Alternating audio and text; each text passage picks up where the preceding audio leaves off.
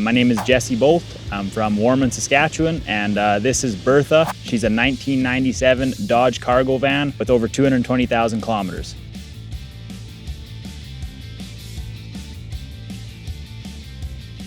I was really caught up in the rat race at an early age. When I was 20 years old, I bought a house with a friend, and I had an auto loan, maxed out credit card. Jobs that I was doing were just so unfulfilling. Like, it just didn't represent who I was. I found a gym called Modern Martial Arts here in Saskatoon, and I started training under them. I've had professional fights under them. I now teach under them. It kind of gave me like a sense of purpose and like just a bigger meaning in life. I knew that anything that got in the way of that needed to be cut away from my life. So I just started sacrificing and getting rid of everything. Sold the house, got rid of my credit card, my truck. I paid $1,800 for this van, and I put about $1,500 into it. So far it's been a dream. Like, for $3,000, I couldn't ask for a better unit. I could train more, I could teach more, I could prepare for fights better. You know, then I wasn't working like 12-hour days and rushing to training, taking care of my dog. There's still real challenges. Winter in Saskatchewan and summer in Saskatchewan, they're both extreme. Like, we'll get -40 and +40, but it's still all worth it. You know, I still love it, believe it or not. Well, right behind me is Bertha. I recently named her after a full year of living in it. She's a 1997 Dodge cargo van. It's got about 224,000 kilometers on it, and I'll show you around. That little black strip you see, that's covering a shitload of rust. I just sanded a little bit and sprayed over top of it, but other than that, I didn't really do a whole lot to it. I did put a roof rack on there just because I kind of needed the extra storage. It's got ski pants, winter boots, big toques, all that stuff, long johns. I do have a roof vent in there. It's not like hooked up, but at least it opens up and allows some more draft in there. So that's one little addition that I did. So, you know, I do after school kids programs. So pulling up to schools in a white van with no roof rack and no stickers is a little iffy. So yeah, I threw some stickers on there just from tattoo artists and like friends who own businesses, just to spice it up a little bit. But that's the outside.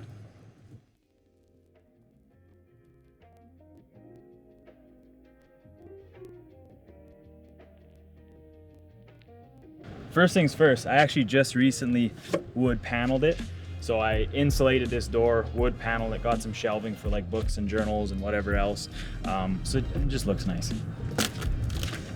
I did get a new mattress. The other one pretty much went flat to the plywood within like 4 months of sleeping on it, just because it's me and my 110-pound dog. So I'm happy about this, but the only problem is I'm 6'1" and my ceiling is 4 feet, so I get to sit like this. But as long as there's one chair in here that I can straighten my back, I'm happy, because I am really big on posture. Obviously, I'm a professional athlete, so I can't be doing this all the time. So yeah, I have storage underneath here.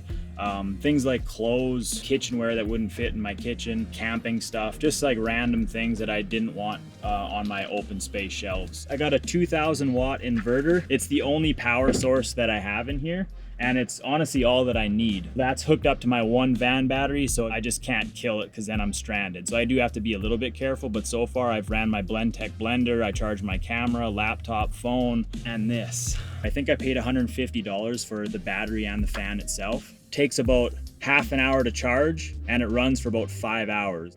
There was windows all the way around here. I didn't like the fact that I didn't have privacy, especially when I went to bed.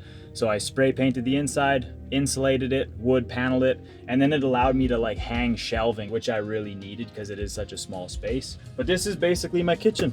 This is what I'm working with. I don't have a fridge because, again, that's my only power source. I have a cooler. It's a Woods brand. I got this from Canadian Tire. I spent $300.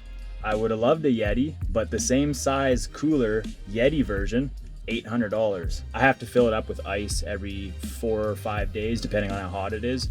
But I mean, I have to get groceries then anyway, so it kind of works out. As far as cooking goes, I just ended up getting a stove. It definitely changed the way that I eat. I just like simplicity. I don't want to be cleaning and scraping pots and pans. So like, I haven't bought meat from a grocery store in probably like 7 months. So many eggs a day. Just throw some veggies in there, a wrap, and then the cleanup is easy. Just get one piece of paper towel, wipe the frying pan, throw it back, and you're good. I don't have a sink. If I do make a mess in the kitchen, I just have to boil water like the olden days, and then I'll just kind of put all my stuff in the boiling water, let it sit for a bit, and then wipe it down. And I like the simplicity. Like, nothing's gonna break in here. I have one 2,000 watt inverter, the rest is just solid. think this is the one thing that I kept when I had my house still. So this is just kind of like where I used to have my socks and jeans or whatever. Now it's just food. Coffee beans, garbage bags, honey for butter coffee. But yeah, it's pretty much just storage. Right here is also just kind of like where I keep a lot of my kitchen stuff, dry foods, anything like that. I had to put these little ledges up just because, like, if you drive and you don't put shit away, shit will break. So this happened recently. It still works, but I have to open it up pretty carefully. Yeah, that was not a good day.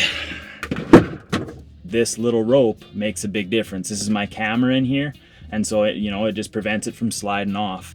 These are things that I didn't want to get rid of. So my brother, he did a mission trip in Nicaragua once, and he got a machete and he gave it to me, and I'll just never let go of this thing.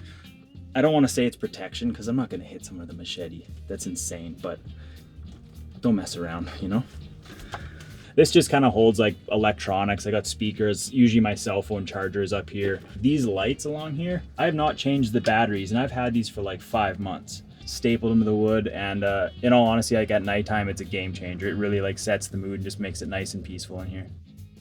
When I'm sleeping, I have my Reflectix up here, but I don't have any for these side windows. I put blinds up on a wire, but because Layla, my dog, is such a savage, she just clawed it down every time. So I gave up. I gave up on the whole curtain. So now I just hang it across my my seats. And then at least if my head is right there, they might be able to see my feet at that angle, but again, just privacy. I'm a big longboarding fan, and I didn't have a lot of money. I had a little bit of spare rope from that rope that you saw that was holding my camera in. So I cut the rope and I just had extra hooks. So now all I do is pinch this. You just take that down and you just slide it out and you're ready to rip. And no rattling either, which is nice. Like, make sure shit doesn't rattle because it'll drive you nuts. And there are things in the van that'll rattle, drives me nuts, but this is not one of them.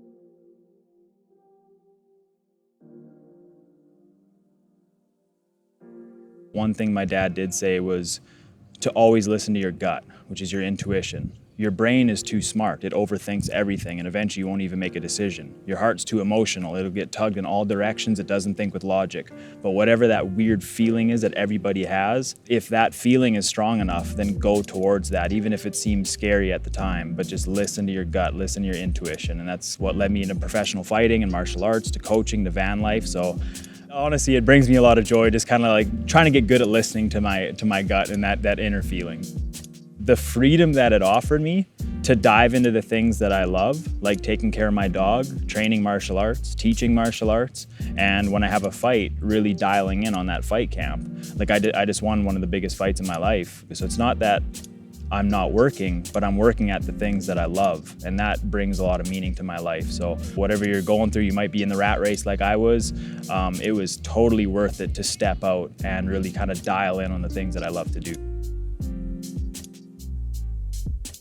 Get a van or even a car, put a blanket and a pillow in there, and just live in there for a few days. Find out exactly what you need so that you're not spending $100,000 on solar panels and batteries and like this brand new Mercedes Sprinter van. And for me, it was super minimum. If you're starting out and you just have a little bit of money, like that's, I'll say $3,500. And I've been living in that van for over a year now, and I'm gonna be going for many more to come, I hope. Find out exactly what you need and then make your decision before you go spending a fortune just to build your van.